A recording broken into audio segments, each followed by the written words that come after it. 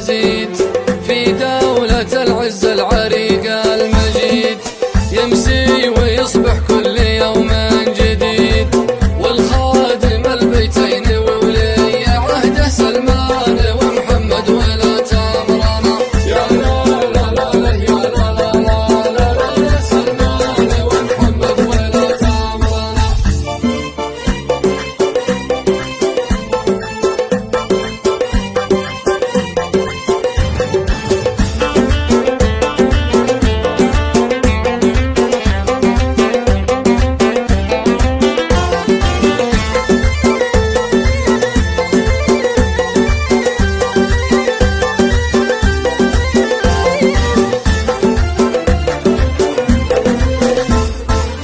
من باحة الأبطال أمام الملا، نهتف ونملى الكون حب وغلا، ونجدد البيعة وعهد الولا، والخادم البيتين وولي عهد سلمان ومحمد ولا تامرنا.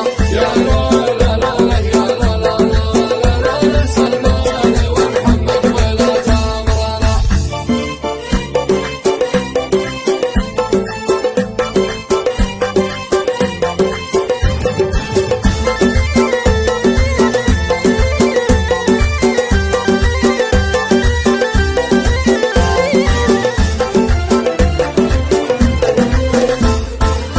الله يقدرنا نرد الجميل، حتى لو إننا نصنع المستحيل، لك يا وطننا يا العظيم النبيل، والخادم البيتين وولي عهد سلمان ومحمد ولا تامرنا. يا لا لا لا لا يا لا لا لا لا لا سلمان ومحمد ولا تامرنا.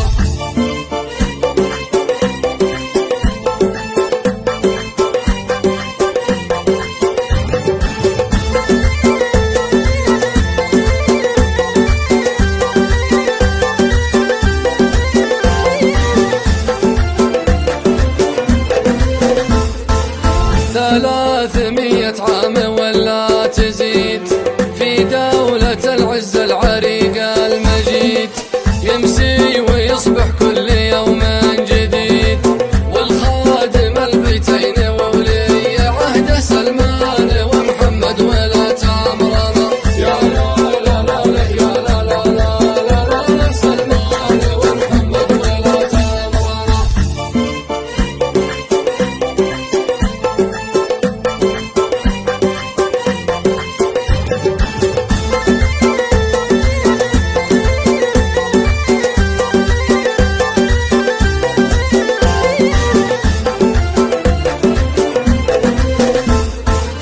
من باحة الأبطال أمام الملا، نهتف ونملى الكون حب وغلا، ونجدد البيعة وعهد الولا، والخادم البيتين وولي عهد سلمان ومحمد ولا تامرنا.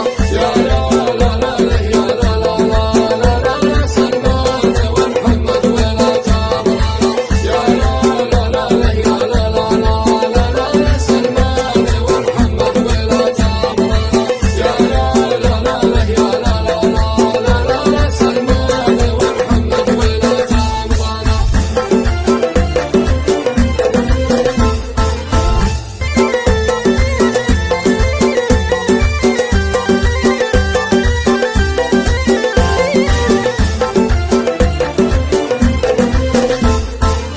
الله يقدرنا نرد الجميل، حتى لو إننا نصنع المستحيل، لك يا وطننا يا العظيم النبيل، والخادم البيتين وولي عهد سلمان ومحمد ولا تامرنا. يا لا لا لا لا يا لا لا لا لا سلمان ومحمد ولا تامرنا.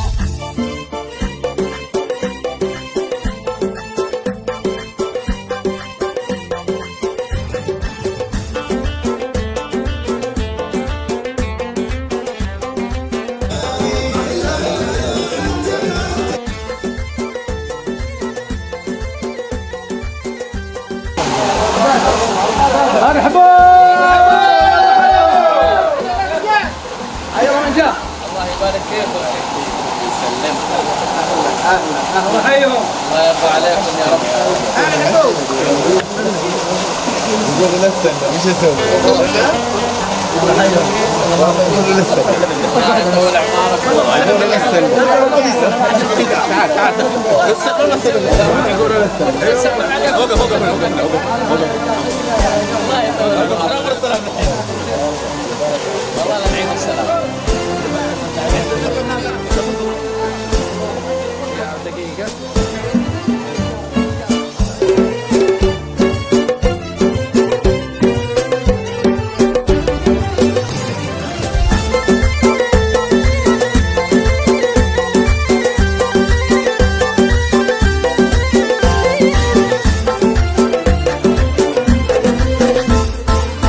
الله يقدرنا نرد الجميل حتى لو إننا نصنع المستحيل لك يا وطننا يا العظيم النبيل والخادم البيتين وولي عهد سلمان ومحمد ولا تمرنا يا لا لا لا لا يا لا لا لا لا لا سلمان ومحمد ولا تمرنا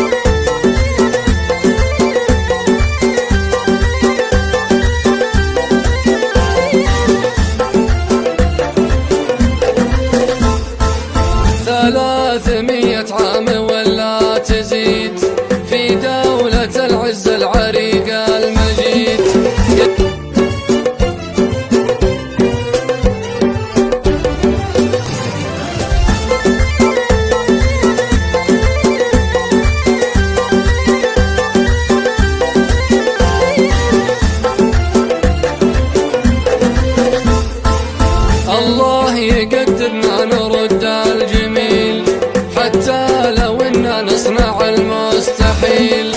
لك يا وطننا يا العظيم النبيل، والخادم البيتين وولي عهد سلمان ومحمد ولا تامرنا. يا لا لا لا لا يا لا لا لا لا لا سلمان ومحمد ولا تامرنا.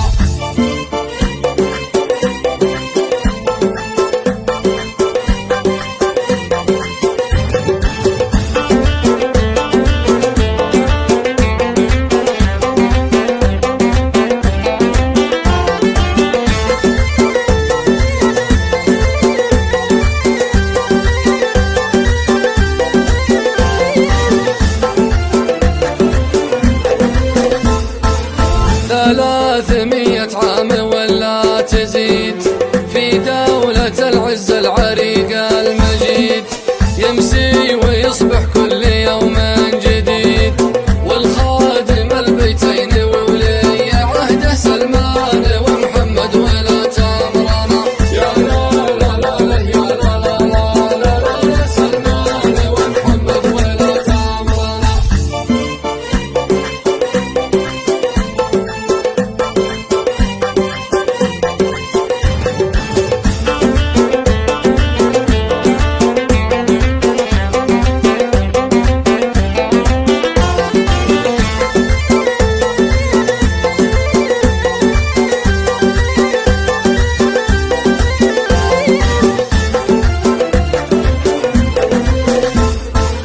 من باحة الأبطال أمام الملا، نهتف ونملى الكون حب وغلا، ونجدد البيعة وعهد الولا، والخادم البيتين وولي عهد سلمان ومحمد ولا تامرنا. يا لا لا لا لا يا لا لا لا لا لا سلمان ومحمد ولا تامرنا.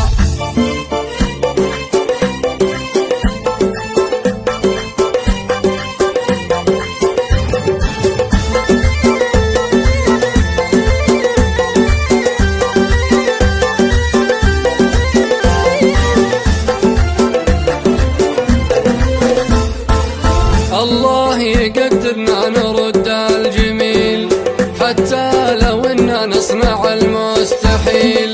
لك يا وطننا يا العظيم النبيل، والخادم البيتين وولي عهد سلمان ومحمد ولا تامرنا.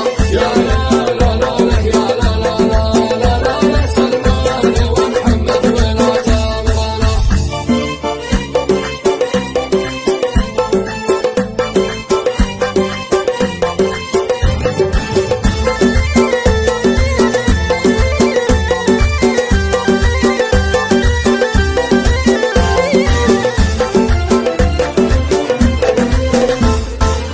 ثلاثمية عام ولا تزيد في دولة العز العريق المجيد، يمسي ويصبح كل يوم جديد، والخادم البيتين وولي عهد سلمان ومحمد ولا تامرنا.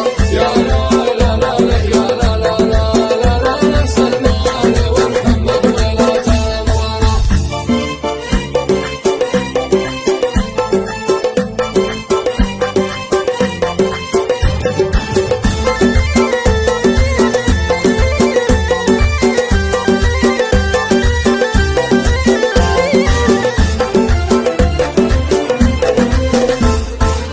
من باحة الأبطال أمام الملا، نهتف ونملى الكون حب وغلا، ونجدد البيعة وعهد الولا، والخادم البيتين وولي عهد سلمان ومحمد ولا تامرنا. يا لا لا لا لا يا لا لا لا لا لا سلمان ومحمد ولا تامرنا. يا لا لا لا لا يا لا لا لا لا لا سلمان ومحمد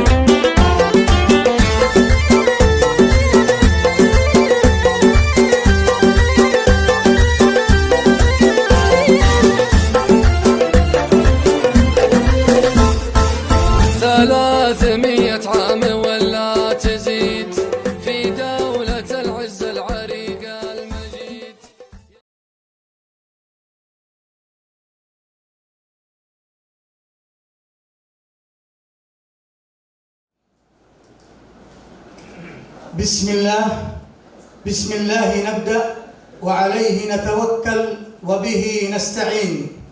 بسم الله الرحمن الرحيم.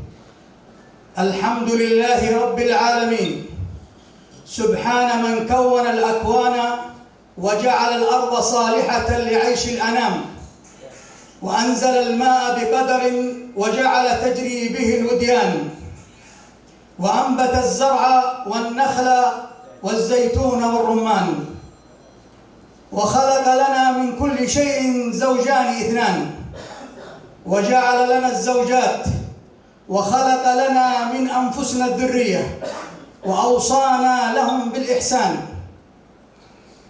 وجعل العز والنصر بالجماعة، والتفرق هو الذل والخذلان، وسخر القمر والشمس والليل والنهار لانقضاء الأيام والسنون، وجعل الحياة حل وترحال، فنحن اليوم هنا وغدا هناك. وأصلي وأسلم على النبي الأمي المبعوث رحمة للعالمين، محمد بن عبد الله، عليه وعلى آله وصحبه أجمعين. اللهم صل وسلم. فاح العبير إذا ذكرت محمدا، أشرقت الأنوار والظلام تبددا، فصلى عليك الله يا علم الهدى، ما طار طير في السماء وغردا. بادئ ببدء أحييكم بتحية الإسلام الخالدة، تحية أهل الجنة، تحية الأولين والآخرين. السلام عليكم ورحمة الله وبركاته.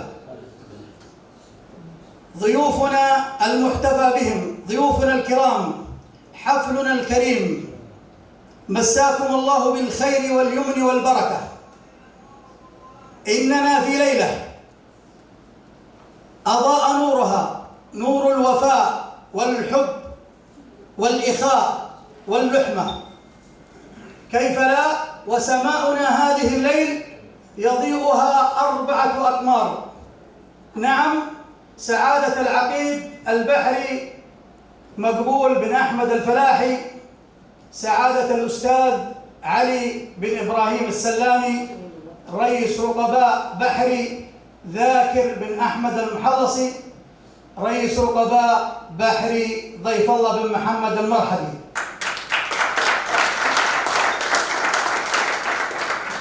حللتم أهلا ووطأتم سهلا، مرحبا بكم في قلوبنا قبل ضيافتنا ومجالسنا. أهلا وسهلا بكم.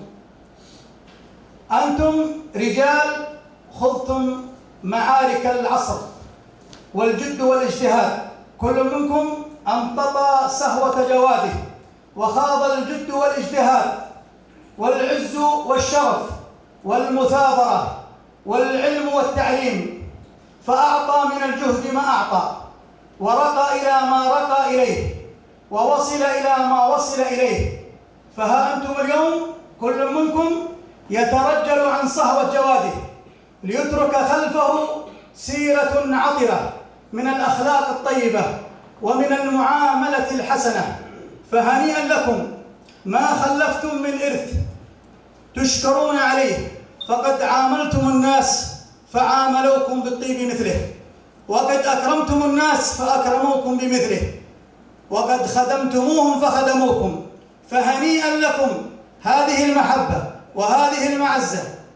نرحب بكم بيننا اليوم أجمل ترحيب، ونستأذنكم في بدء فقرات حفلنا هذا.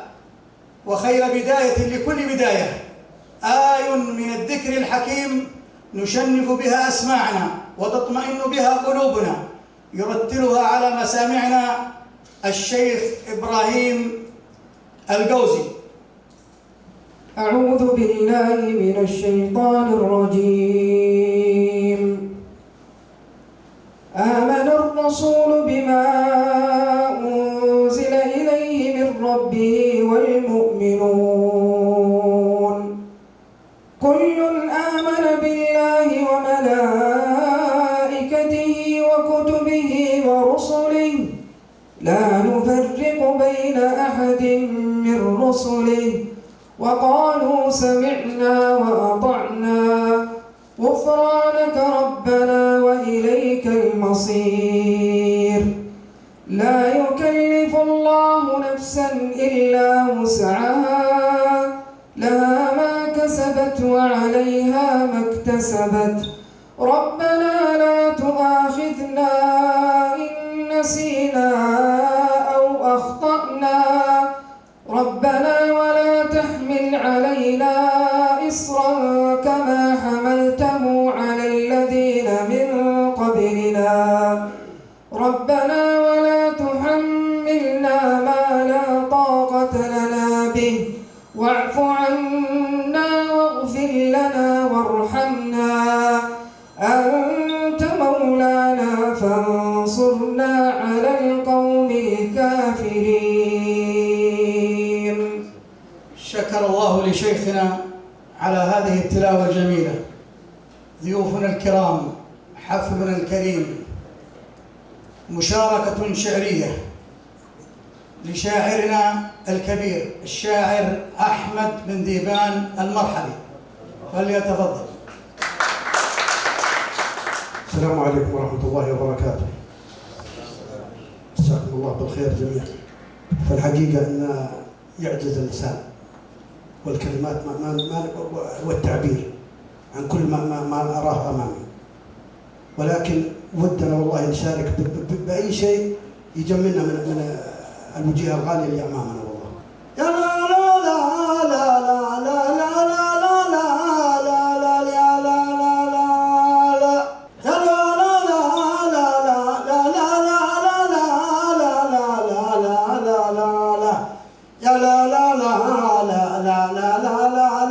لا لا يا لا لا لا لا. يا سلامي عليكم يا المطالق بيضان الوجه، يا سلامي عليكم يا المطالق بيضان الوجه، يا رجال مضوا في الخدمة العسكرية بالتفاني، كلها خدمة للدين ثم الملك ثم الوطن، كلها خدمة للدين ثم الملك ثم الوطن. والله انعم بكم مليون والنعمة الجيش السعودي، والله انعم بكم والنعمة مليون الجيش السعودي. أنا يا خاصة قوات البحر يا الوحوش الضارية، أنا يا خاصة قوات البحر يا الوحوش الضارية. والمعلم لها الدور الريادي وكل في مجاله، والمعلم لها الدور الريادي وكل في مجاله. كلنا نخدم الدولة ونفدي الوطن برواحنا، كلنا نخدم الدولة ونفدي الوطن برواحنا. يوم جانا اتصال أحمد عمر بن شبي قلت حاضر، يوم جانا اتصال أحمد عمر بن شبي قلت حاضر، يوم جانا اتصال أحمد عمر بن شبي قلت حاضر. ما لنا عذر من دعوتك يا ابو عمر يا الجودية، ما لنا عذر من دعوتك يا ابو عمر يا الجودية. وانت والنعمة يا مقبولة تبقى وتسلم يا الفلاحي، وانت والنعمة يا مقبولة تبقى وتسلم يا الفلاحي. أشهد انك عقيد بين ربعك وفي الدولة عقيد. أشهد إنك عقيد بين ربعك وفي الدولة عقيد. وانت يا ذاكر ابن أحمد مقدر ولك تقدير عالي، وانت تشهد لك أفعالك ويشهد لك القاد الكبار. وانت يا المرحب ضيف الله اسمين يجمل وانت غالي. وانت يا مرحب ضيف الله اسمين يجمل وانت غالي. وانت باخلاقك وطيبك كسبت الأوادم كلها. وانت باخلاقك وطيبك كسبت الأوادم كلها. وانت يا استاذ على الفضل ونعم المعلم والقيادي. وانت يا استاذ على الفضل ونعم المعلم والقيادي. أبو تركي كريم الوجه واسمه يعلي منصبه. يلا إني طلبتك يا عظيم الرجاء يا ربي يا الله، يا عسى الود يبقى بيننا والعلاقة دائمة.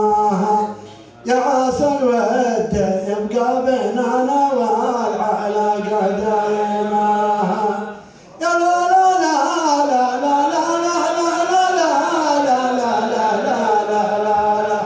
يا عسى الود يبقى بيننا والعلاقة دائمة. يا عسى الود يبقى بيننا والعلاقة دائمة.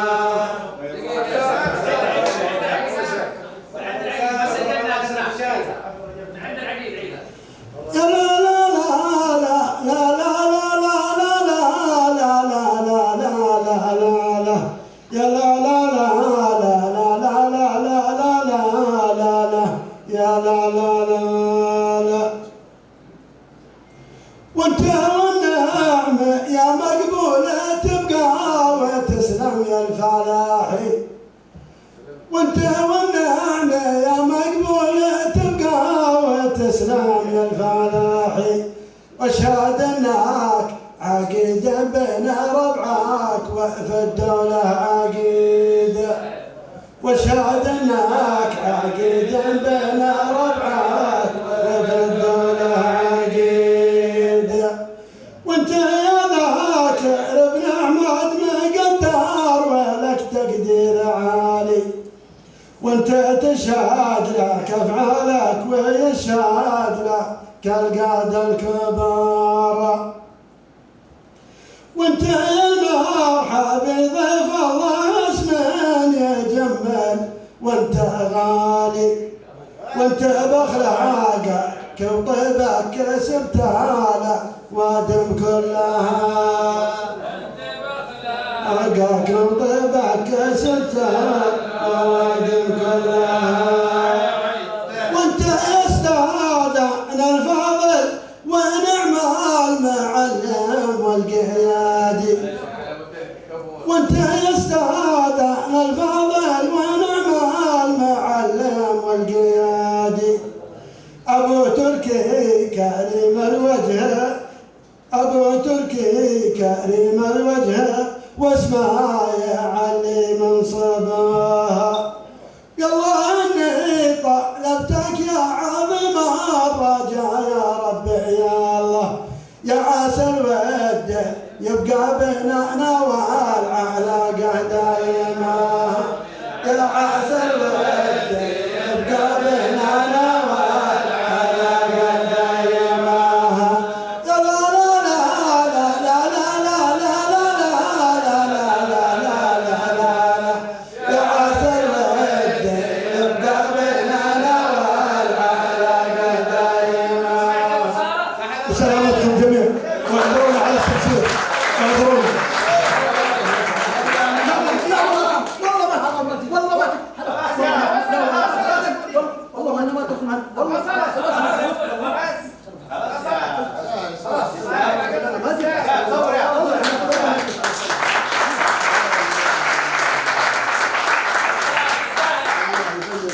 الله يبيض وجهك ويعطيك العافيه. والله اعذرونا على القصور، والله اننا مقصرين في كل الاحوال، لكن العذر السمو. صح لسان شاعرنا وبيض الله وجهه وما قصر فالح البيض.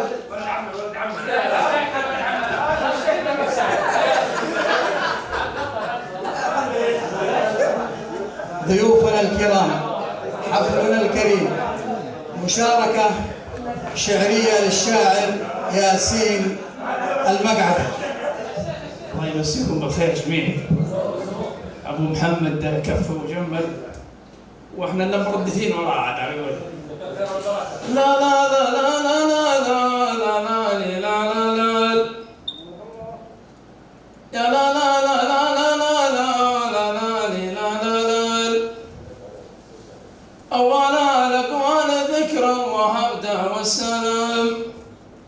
يا سلام الله على محفل يجمل به تمام، محفلا في هيبة رجال عالينا المقام.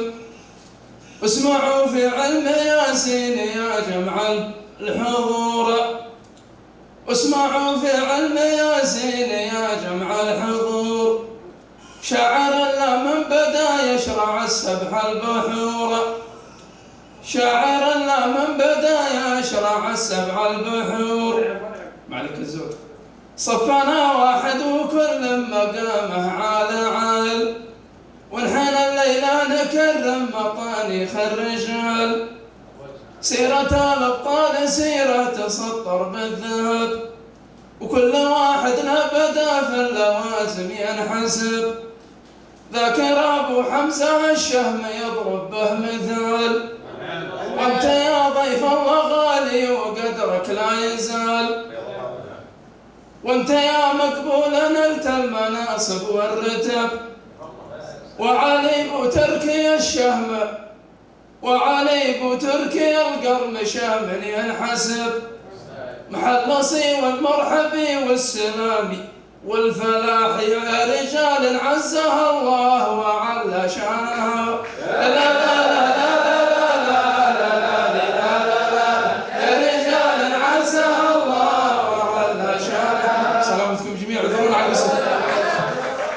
شكر الله لشاعرنا وبيض الله وجهه.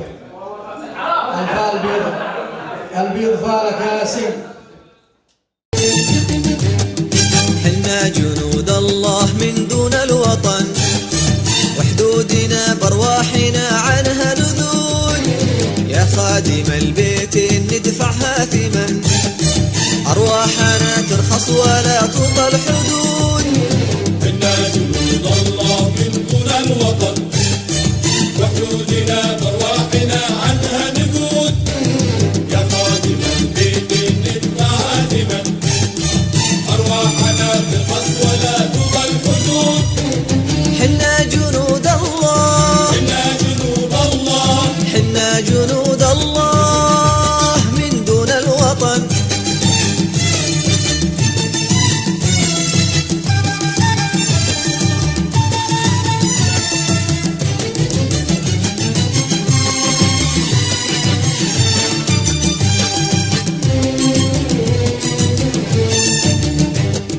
حنا خلقنا الله نبيد أهل الفتن، نرفع شعار الحق ويموت الحسود.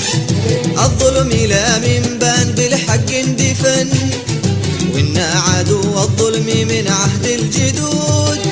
حنا خلقنا الله نبيد أهل الفتن، نرفع شعار الحق ويموت الحسود.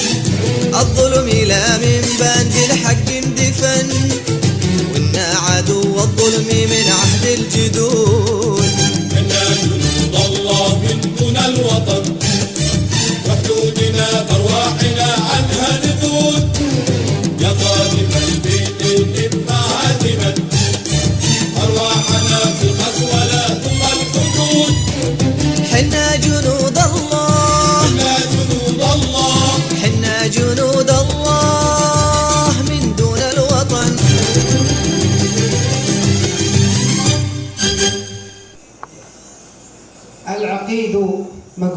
بن أحمد الفلاحي. هذا الرجل الذي مهما تحدثنا عنه نتذكر مكارم الأخلاق ويروق لنا الحديث عنه وتتسابق جمل الثناء في نيله. أسأل الله أن يبارك فيه وأن يجعل ما قدمه في ميزان حسناته، إنه ولي ذلك والقادر عليه. شخص قدير له عرفان بيننا وبين الأحبة، ذو القلب الطيب، ذو المكان العالي. أسأل الله وقولوا آمين أن يبارك فيما قدم وأن يجعل له فيما يقدمه من حسنات، إنه ولي ذلك والقادر عليه. وصلى الله وسلم على نبينا محمد وعلى آله وصحبه أجمعين. مقبول بن أحمد بن محمد الفلاحي، من مواليد قرية الخضراء عام 1395 بمركز حلي بمحافظة القنفذة. التحقت طبعا نشأت وترعرعت في قرية الخضراء. درست الابتدائية والمرحلة المتوسطة في مدرسة السلامة، طبعا السلامة الابتدائية والسلامة المتوسطة، ثم التحقت بالمرحلة الثانوية في مدرسة الصفة الثانوية. طبعا الفترة هذه كانت مليئة طبعا من نشأة ومن احنا كلنا كنا رياضيين واغلب الاوقات يعني موجودين. طبعا تخرجت من الثانوية وتوجهت الى جامعة ام القرى في مكة عام 1414. فترة الثانوية كنت من الناس اللي احب مادة الكيمياء، ولهذا السبب لما تخرجت من الثانوية ذهبت جامعة الملك عبد العزيز وقدمت تخصص كيمياء.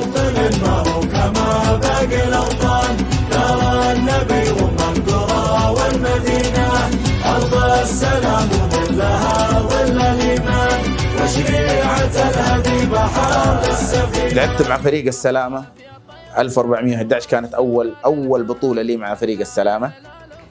طبعا كانت بواسطة الأستاذ عمر بالغيث القبيشي والأستاذ علي عمر القبيشي، هم اللي ضغطوا علي وخلوني أخش في فريق السلامة. يعني كانت الأول بطولة لي مع فريق السلامة. طبعا انهزمنا في النهاية، أتذكرها البطولة هذه. ومن بعدها طبعا استمريت أنا في الحراسة مع فريق السلامة. فريق السلامة فريق كبير بيختلف عن فريق قرية الخضراء.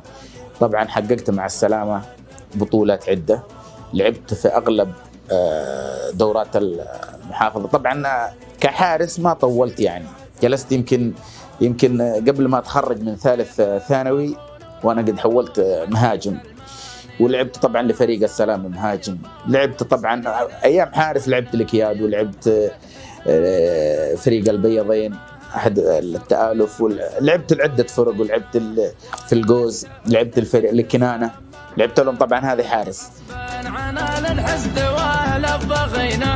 والشعب وافي من قديمة الأزمان على الولا بايع وقدم يمينه. مرحلة الجامعة من أفضل المراحل، أنا أعتبرها بالنسبة لي من أفضل المراحل في حياة الشخص. احنا يمكن في الجامعة طبعا كنا مغتربين في جامعة أم القرى. طبعا زملائي العزيزين على قلبي كثير، ولكن عاد الزملاء اللي معاي يعني لا يمكن أني أنساهم. الشاهد في الموضوع أنا التحقت في قسم الشؤون الرياضية عام 1414 جامعة أم القرى. استمريت طبعا في الجامعة. طبعا أول ما بديت التحقت في ضمني اللي هو الدكتور فراج عبد الحميد، جابني في منتخب ألعاب القوى.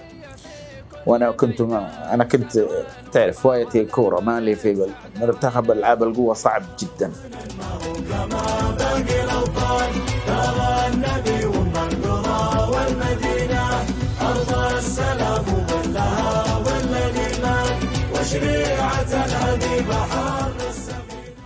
خشيت كلية الملك فهد البحرية، قبلت أنا فيها، خشيت فيها 19/8/1420. تخرجت 21، عينت في الكلية، جلست 2 سنين، طلعت منها لإدارة الأسطول في نفس الأسطول الشرقي. بعدين نقلت على الأسطول الغربي، نقلت على الأسطول الغربي في مركز التموين. اشتغلت بعدين في الشؤون الرياضية، اشتغلت في القضيمة، اشتغلت في مركز النقل، اشتغلت في مركز التدريب البحري، رجعت الشؤون الرياضية. فالفضل لله أولا وأخيرا. ثم الأستاذ عبادل هذا كان معي، فأنا أرسلت لهم هذا عبادل الغبيشي، وهذا عبادل الغبيشي اللي حل لهم المشاكل كلها. طبعا بدينا في الأسطول أول سنة عربات ودباب ومدري إيه، وكلها أفكار الشؤون الرياضية بفضل الله ثم بفضل عبادل. أنا ما يعني الرجال هذا أنا أقول له روح وبدون ما أوصيه، وهو يكفي يوفي. فالفضل لله ثم للعبادل ومن المجموعة اللي اشتغلوا معاه طبعا في الشؤون الرياضية كذلك. هذا هو بالنسبة ليوم الوطني، ومستمرين لحد يومك هذا. طبعا أبو حمزة له باع كبير يعني. هلا الهلال وكلنا محترينه، هواجسي ترعد وبتهلا الأمزان، شعر غزير ويرتوي سامعينه، في موطن ما هو كما باقي الأوطان، دار النبي وام القرى والمدينة، أرض السلام وظلها ظل الإيمان، وشريعة الهادي بحر للسفينة، في موطن ما هو كما باقي الأوطان، دار النبي وام القرى والمدينة، أرض السلام وظلها ظل الإيمان، وشريعة الهادي بحر للسفينة، في حكمة خنوع. من هنا، من الدرعية، عاصمة الدولة السعودية الأولى، الرمز الوطني الأبرز ومصدر العلم والنور والثقافة التي انتشرت في كل مكان لتكون عنوانا ممتدا على صفحات التاريخ. ففيها وضعت اللبنة الأولى لتأسيس الدولة، وبرز دور العلم والعلماء في محاربة الجهل والأمية، لتكمل الدولة مسيرتها بعزيمة الأبطال، ويحظى التعليم بدعم الأئمة والملوك والمواطنين، لنتعلم كيف تنهض الأوطان بعزيمة الإنسان، وكيف تسجل الأقلام والمحابر آثار الحضارة الإنسانية، فتزدهر المعارف والعلوم بعطاء الكتاتيب، ويذيع صيت العلماء، وتستمر التنمية وبناء الوطن والإنسان بالتعليم منذ فجر التأسيس وحتى الرؤية. ولأن الإنسان هو أساس التنمية وصانعها، وهو هدفها وغايتها، أدركت المملكة منذ وقت مبكر أن التعليم هو الوسيلة المثلى للاستثمار في رأس المال البشري، فكان في سلم أولويات التطوير، وشهد عدة تحولات رئيسية في بناء الإنسان واستثمار قدراته وتنمية المجتمع.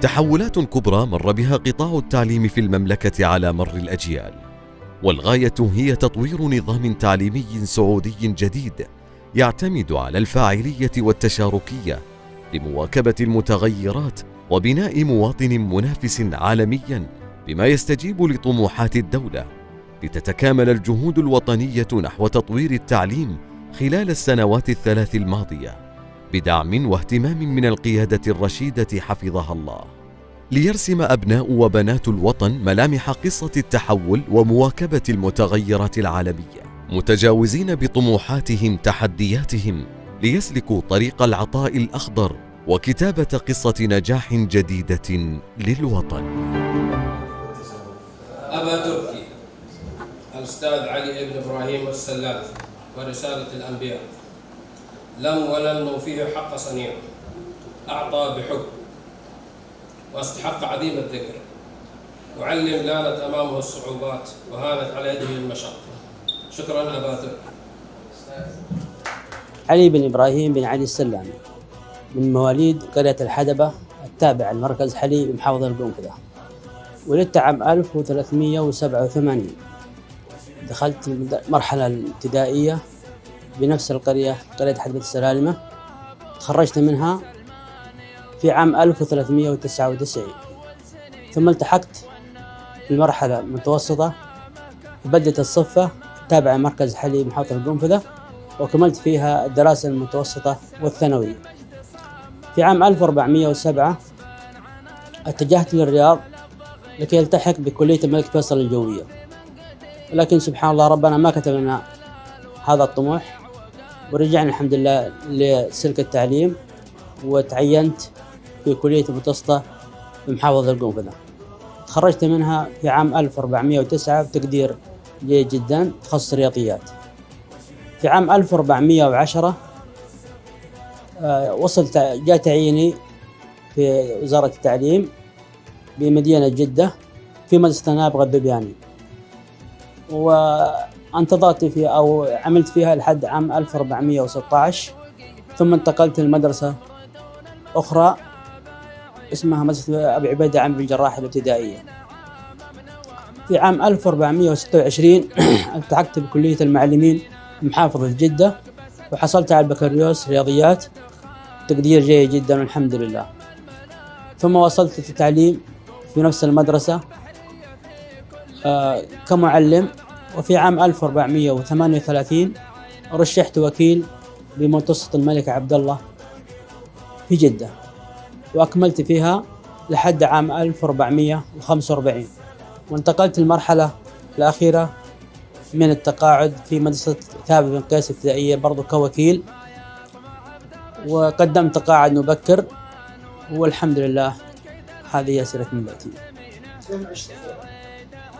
طبعا العيش كان في قرية الحدبة مركز حلي محافظة القنفذة. طبعا مرحلة ابتدائية ومرحلة متوسطة كلها في نفس القرية، والثانوية. الدراسة برضو كانت بمحافظة القنفذة نفس المحافظة، الكلية المتوسطة. وبعد كده انتقلت في التعليم لمدينة جدة.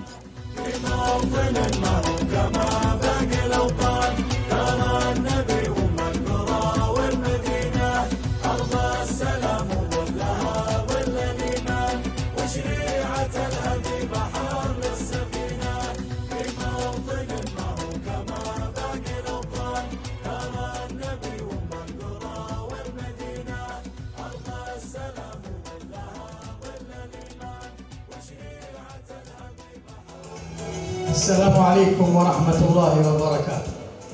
سوف نتكلم عن رجل ابتسم للمكان والزمان، رجل لا يعرف الشعر بل يقول هل من مزيد.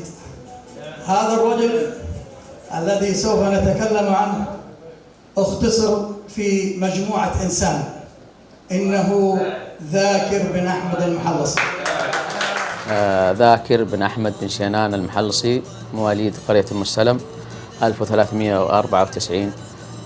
ترعرعت في هذه القرية، درست مراحل العمرية في مدرسة ابتدائية بقرية المستلم، ثم انتقلت إلى مدرسة المتوسطة بمركز أحد بن زيد التابع لمحافظة القنفذة. فضل الله علي سبحانه وتعالى التحقت بالقوات البحرية في 22/6/1416. كانت هذه نقلة نوعية لي بفضل الله سبحانه وتعالى. التحقت بهذا السلك العسكري كطالب دورة مدتها 2 تخرجت برتبة عريف أقدمية سنة. صدر قرار تعييني 1/1/1415 بالمعهد الدراسات البحرية الفنية الأسطول الشرقي. طبعا عملت هناك تقريبا 2 إلا، ثم انتقلت ثاني مرة إلى الأسطول الغربي مركز التدريب البحري في عام 18. ترشحت أن أكون معلما في مدرسة العروض العسكرية، فكانت أيضا هذه نقلة نوعية لي. أخذت من خلالها دورة إعداد معلمين بالعربي، وفضل الله سبحانه وتعالى حققت المركز الأول. أسست خلال تلك الفترة متحف يعنى بمواطن واكتشاف الآلات وثقافات الشعوب، وهو قائم حتى الآن. أيضا خلال الفترة قدمت مؤلف أو منهج تدريسي أعتمد من هيئة التدريب بالقوات البحرية بالرياض كمنهج تدريسي يدرس للدورات التأسيسية والمتقدمة. قضيت في القسم هذا ما يقارب أكثر من 10 سنوات أو 15 سنة تقريبا، ثم انتقلت إلى ركن التعليم أو جناح التعليم لأستلم مهام أخرى. بعض الأشغال اللي قدمتها للقسم ألا وهي استحداث مكتب إشراف ومتابعة المعلمين. أيضا شاركت في تطوير المناهج وتطوير البيئة التعليمية. عملت خلال هذه اللجنة كمقيم للمعلمين منفرد.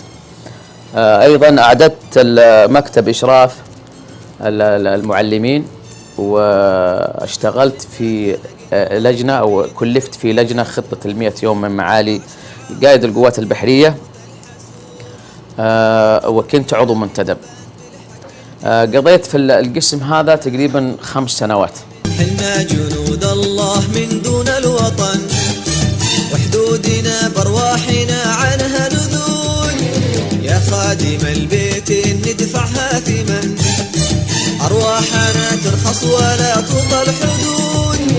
حنا جنود الله من دون الوطن، وحدودنا بارواحنا قسم العلاقات العامة والتوجيه المعنوي، فكان له دور فعال في المركز، دور فعال يا طول العمر في الالتفاف حول القيادة، دور فعال في يعني زرع روح الأخوة والتعاون فيما بيننا احنا كمنسوبين.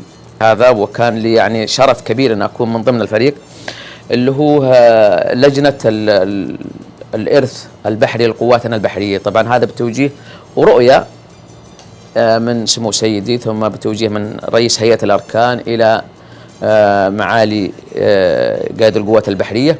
فاشتغلت من ضمن الفريق هذا كحصر إرث للقوات البحرية. هذا آخر عمل اختتمت به النشاط في مجال قواتنا البحرية. طبعا المهام والإنجازات ليست للحصر، لكن هذا اللي تقريبا خرجنا به بهذه المحصلة. وفضل الله سبحانه وتعالى محبة الناس والتفاني في العمل كانت يعني الخاتمة هذه. الله من دون الوطن، وحدودنا بارواحنا عنها نذود، يا خادم البيت ندفعها ثمن. مرحلة الابتدائية هي المرحلة حقيقة احنا دخلناها واحنا اصلا كبار في العمر، جابونا احنا نرعى في الحلال. والله ان عمري يمكن 10 سنوات وانا دخلت الابتدائية، جابونا وقالوا تدرسون اليوم.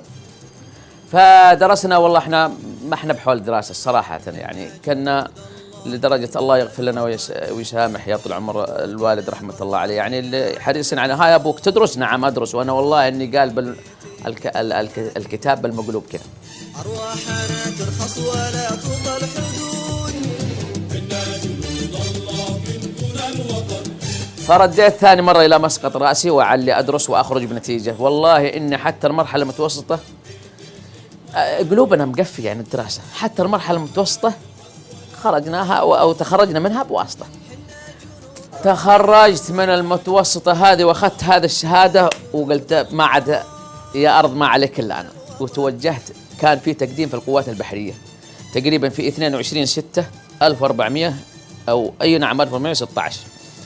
فالتحقت بالقوات البحرية، وبعدها وصلنا للمراحل بفضل الله سبحانه وتعالى. طورنا يعني مجالنا الفكري والتعليمي والثقافي، وأخذت المرحلة الثانوية كمنتسب، وأيضا أخذت المرحلة الجامعية كمنتسب، حاصل على تقريبا مرتبة الشرف الأولى. الجدود حنا خلقنا الله نبيد أهل الفتن، نرفع شعار الحق ويموت الحسود. الرحيم. أما أنا فضيفي غير، ضيفي ضيف الله مرحبي، الضيف الوفي، ضيف المحافل، الضيف الذي أمنحه الله من اسمه الضيافة. فنقول لكم ضيفي على الشاشة فتفضلوا. بسم الله الرحمن الرحيم، الحمد لله رب العالمين، والصلاة والسلام على أشرف الأنبياء والمرسلين سيدنا محمد وعلى آله وصحبه أجمعين. أبعث إليكم بتعريف مختصر ومبسط عن أخوكم الصغير. الاسم ضيف الله محمد أحمد سعيد آل درعين المرحبي. العمر 52 سنة. المهنة رئيس رقبة متقاعد من القوات البحرية السعودية. أولا تم التحاقي بالقوات المسلحة السعودية عام 1412 للهجرة، وتم تخرجي من مركز التدريب البحري برتبة عريف، وتم تعييني على رتبة عريف. لقد باشرت في سفينة جلالة الملك الطائف في 1/9/1412، ومكثت بها 14 عاما تخللتها بحور ورحلات خارجية وداخلية. من الدول التي سافرت لها على متن السفينة في مهمات العمل السفر إلى دولة باكستان الإسلامية حوالي 7 مرات، وسفرية إلى مملكة الأردن الهاشمية، وسافرت إلى فرنسا لمدة 6 أشهر للعمرة الشاملة يسموها للسفينة. ثم في عام 1426 تم نقلي على ملاك مركز التدريب البحري في عام 1426. قضيت في هذا الصرح الشامخ كمثل كل صروخ أفرع القوات المسلحة. مضيت فترة حلوة جميلة ممتعة، تعرفنا على جميع من الأشخاص وعملنا تحت قيادة جميع من المسؤولين. من مات الله يرحمه، ومن تقاعد وهو على الحياة أسأل الله العظيم أن يطول في عمره على طاعته.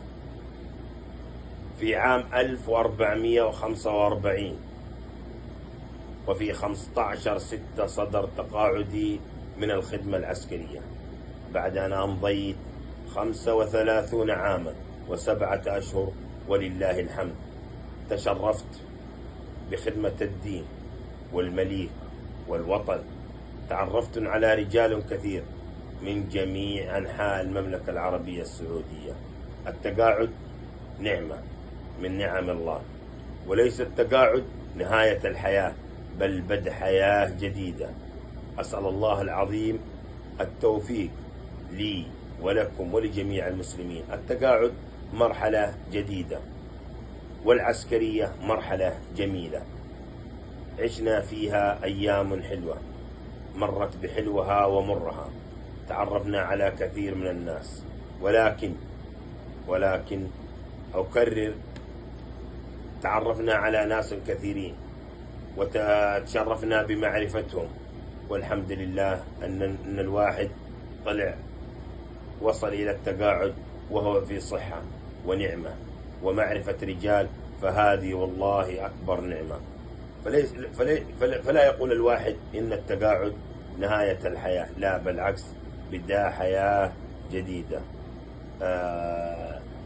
إذا جاك التقاعد أبدأ حياتك الجديدة، مارس الرياضة، تفرغ أكثر وأكثر لعبادة الله سبحانه وتعالى، صيام النوافل، زيارة مكة المكرمة، العمرة، زيارة المدينة، زيارة الأهل والأصدقاء والزملاء.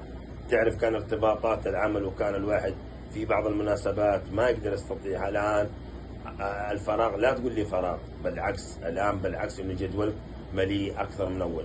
في نهاية حواري هذا آسف على الإطالة، ولكن أسأل الله العظيم رب العرش العظيم أن يحفظ لنا أمننا وأماننا وقيادتنا بقيادة سيدي ومولاي خادم الحرمين الشريفين الملك سلمان بن عبد العزيز آل سعود، وصاحب السمو الملكي الأمير محمد بن سلمان ولي العهد رئيس مجلس الوزراء صاحب الرؤية الثاقبة، وأن يدم علينا نعمة الأمن والأمان.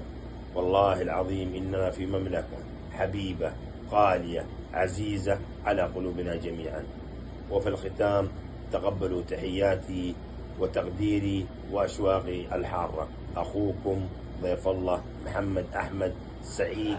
ضيوفنا الكرام، حفلنا الكريم، جعل الله أيامنا وأيامكم أيام فرح وأيام سرور، ولا رانا وراكم مكروه. الفقرة التالية تقطيع الكيكة، ويقفون ضيوفنا الكرام بمفردهم ويمسكون سكينا واحدة لتقطيع الكيكة. تفضل.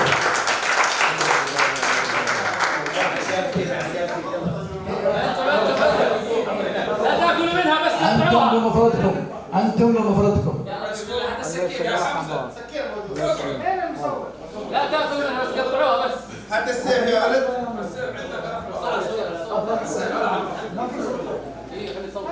لحالكم أنتم لحالكم. يا حمزة تقدر تقدر مع بعض.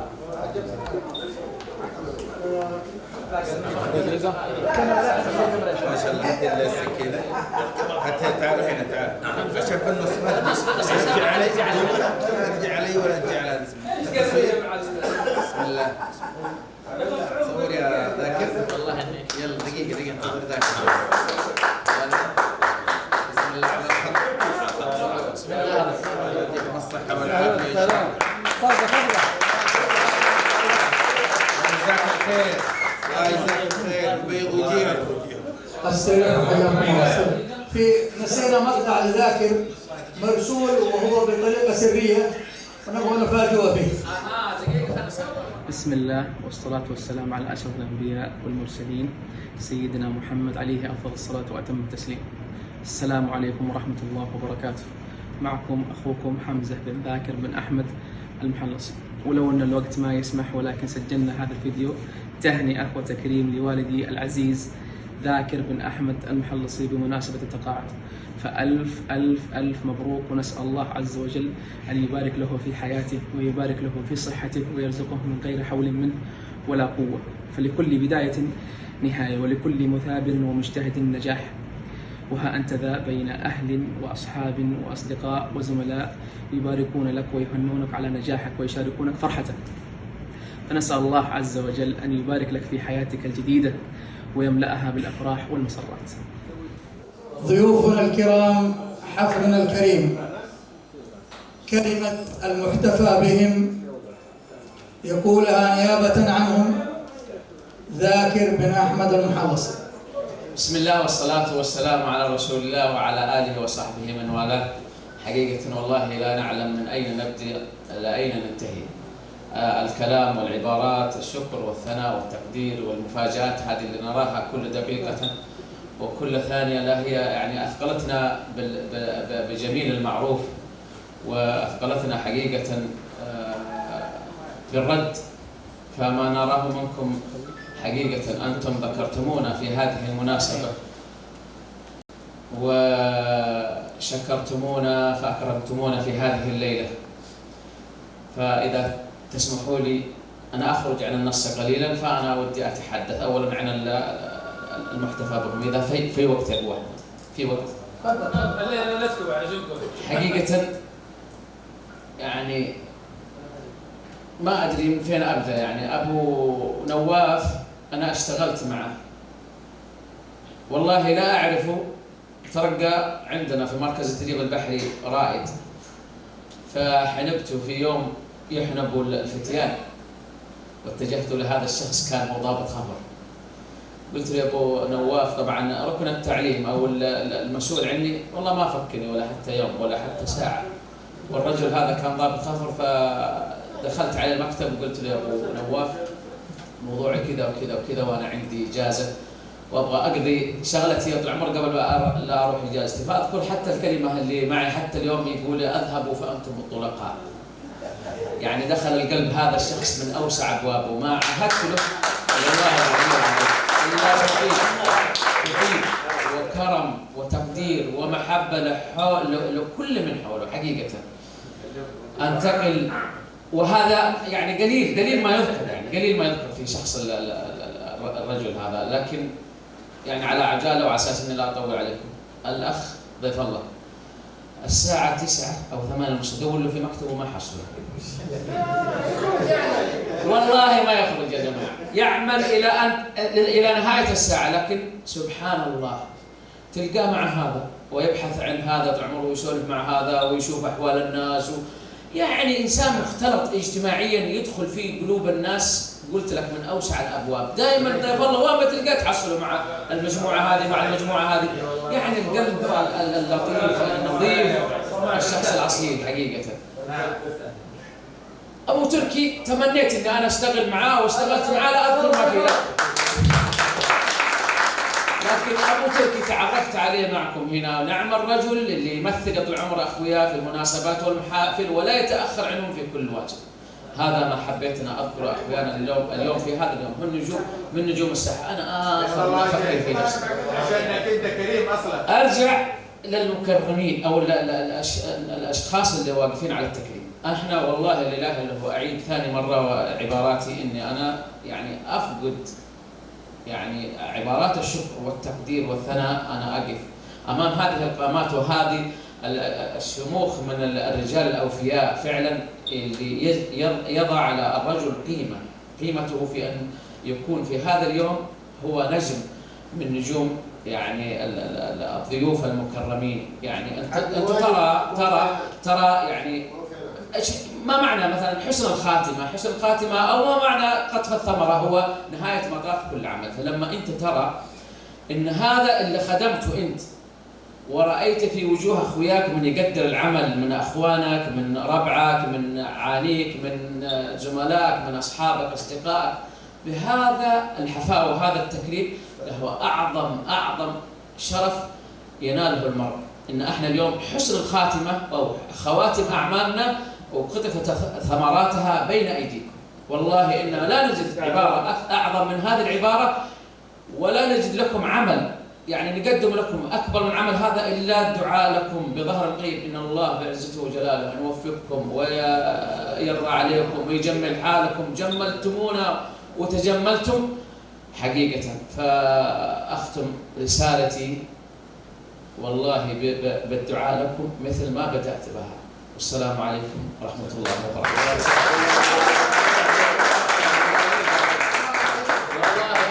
والله على راس كل واحد منكم لا يوفقكم ضيوفنا الكرام، فقرة التكريم. العقيد مقبول الفلاحي يتقدم لاستلام هديته.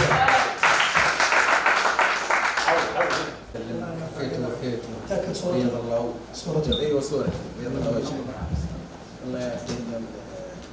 نعم كفيت ووفيت بيض الله وجهك.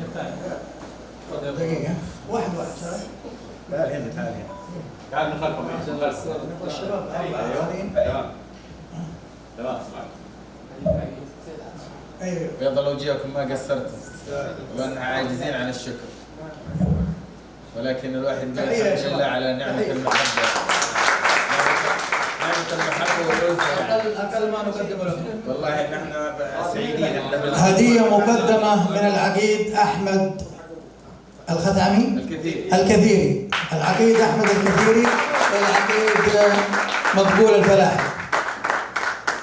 طبعا هذا أخوي وزميلي يعني. ونعم وشرفنا فيه، يلا حييه. الله يسلمك والله انه شرفني كثير اليوم بتواجدي معك.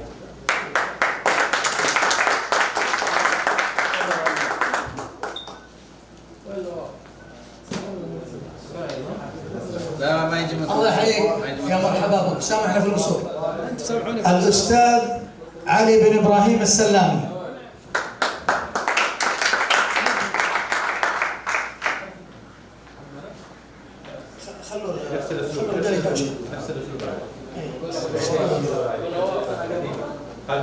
أفسح المجال للأستاذ علي. إيه.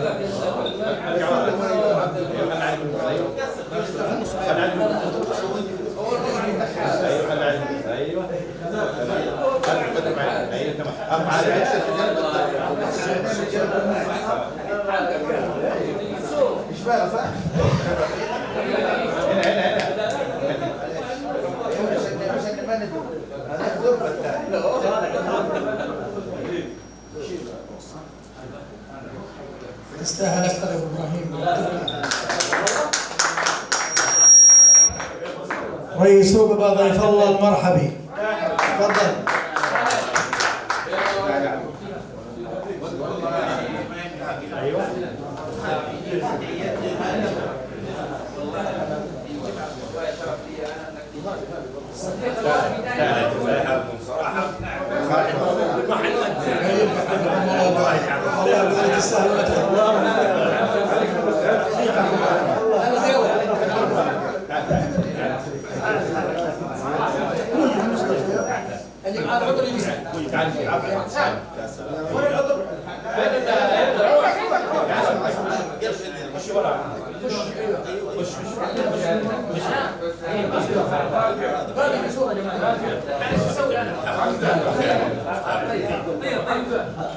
استاهل يا ابو علي، استاهل يا ابو علي.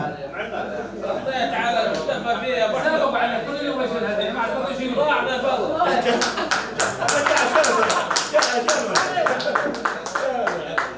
رئيس رقبة ذاكر بن احمد المحرصي. الله يحفظكم من حالكم.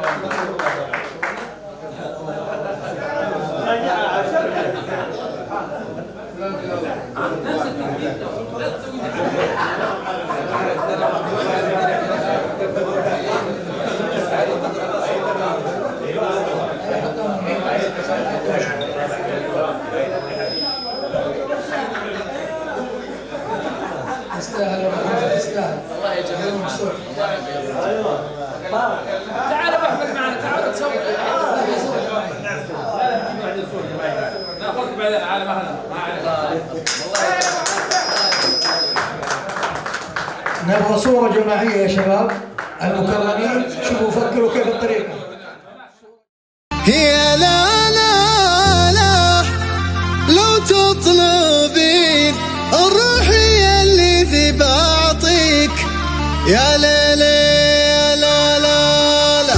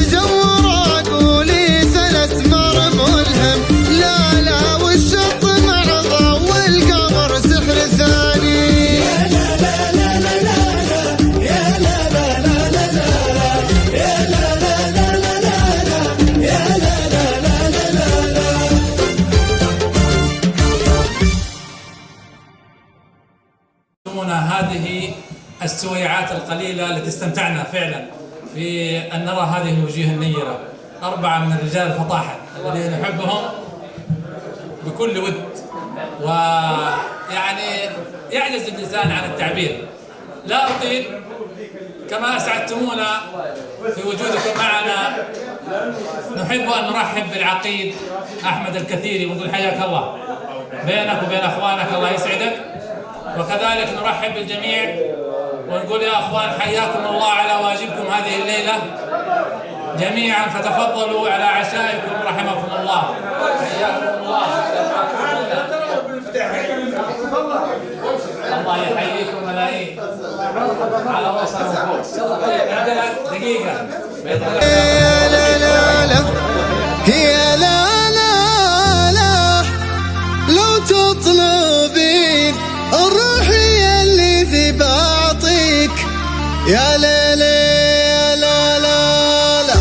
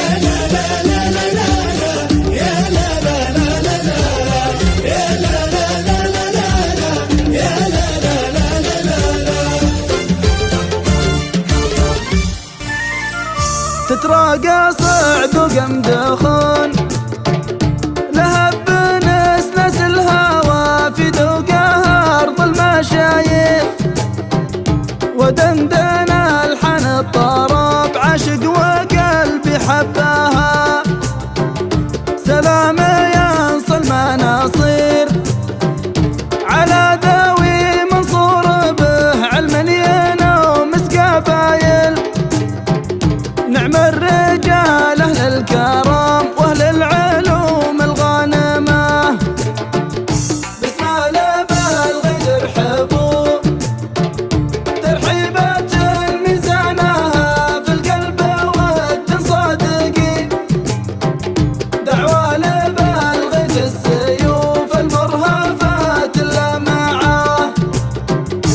محمد بن زهر يقول حي الله ضيوف اللافة وللضيف قدر عندنا، السمنة وابيات معسل والشحم دسم شاربه، ولا مدحت الا رجال. محمد بن زهر كسب بالطيب علم غانمي، من مسجده لمجلسه دينا على شور النقا، بسالة بالغدر حبوب ترحيبات ميزانها في القلب ود صادقي، دعوة لبلغة السيوف المرهفات اللمعة. علي بن زاهر لو رحل لازال ذكره بيننا، قد كان شيخ عادلي، الدوالي لمر ذكره بيننا كل دعا، وزاهر بن زهر بنا للعز قصر شامخ وانشد دروب بساحلي. بسم الله الرحمن الرحيم، الحمد لله رب العالمين، والصلاة والسلام على أشرف الأنبياء والمرسلين. سعدنا في هذه الليلة بتكريم أحبابنا وأخواننا العقيد مقبول الفلاحي والأستاذ علي السلامي والرئيس ضيف الله المرحبي والرئيس ذاكر المحلصي. حقيقة كل الشكر لأخواني المكرمين جميعا دون خصوص، وأخص بالذكر المجموعة الفاعلة والتي على رأسها الأستاذ علي العجلاني الدينامو المحرك، الرئيس التنفيذي، الرجل المحفز. حقيقة ولا أنسى جميع الأخوان يعني دون خصوص، بس ذكرت علي عشان كان على رأس الهرم، وأنا في الحقيقة هذه الليلة أسعد إنسان يوم شفت السعادة والابتسامة على وجه الآخرين. إن حصل من كمال فهو من الله سبحانه وتعالى، وإن قصور فهو وارد، وهذا من أنفسنا ومن الشيطان. وآخر دعوانا إن الحمد لله رب العالمين، والصلاة والسلام على أشرف الأنبياء والمرسلين. بسم الله الرحمن الرحيم، والصلاة والسلام على أشرف الأنبياء والمرسلين سيدنا محمد الصادق الوعد الأمين. أبارك للأخوة المتقاعدين هذه الليلة الجميلة، وهذا الحب الجم من زملائهم وأخوانهم الذي جمعتنا فيها جروبات، ولكن كان اجتماع أخوي كبير متعاونين مع بعض. كما أشكر الفريق المنظم لهذا الحفل، أشكر الأستاذ أحمد أبو عمر الزبادي، وكما أشكر الأستاذ علي العجلاني. حقيقة قدموا جهد يشكرون عليه، ليس بغريب عليهم هذا الوفاء. كما أتمنى للأخوان المتقاعدين حياة سعيدة ومن أجمل إلى أجمل إن شاء الله. تحياتي لكم جميعا. بسم الله والصلاة والسلام على رسول الله وعلى آله وصحبه أجمعين. في الحقيقة في ختام هذه الليلة نحن سعيدون جدا بما وصلنا له مؤخرا، برسم ابتسامة على وجوه الأخوة جميعا. أول شيء أشكر من شرفونا وحضروا في حفلنا هذا، الأخوان المكرمين جميعا، ولا أنسى جميع الأخوة الذين كانوا معنا في إعداد هذا الحفل البسيط الذي يليق بإخوتنا المتقاعدين الذين نتمنى لهم حياة سعيدة بإذن الله. أنا بخصوص الإعداد أنا من الناس اللي يعني كنت سعيد جدا بما حصل، وأسعد بأني رأيت ابتسامة على وجه الجميع، وبنهاية العمل الصورة النهائية لما تكون بهذا الشكل ينسى الإنسان كل التعب وكل ما دار خلال العمل المتفاني من الأخوة. أخيرا أنا أحب أشكر جميع من كان معنا في هذا الحفل فردا فردا، لا أريد أن أذكر أسماء لأني صراحة ما أبغى أنسى أحد، ولكن الكل شارك، من شارك بابتسامة، من شارك بفعل، من شارك بقول، يعني نقدر نقول انه الحمد لله كنا متكاملين، طلعنا بعمل جميل، وهذا الشيء اللي سعدنا، وان شاء الله من جميل لاجمل، وهذا المتوقع من الشباب. نسال الله التوفيق للجميع، وان شاء الله لقاء اخر في حفل اخر وليله اروع ان شاء الله. السلام عليكم ورحمه الله وبركاته.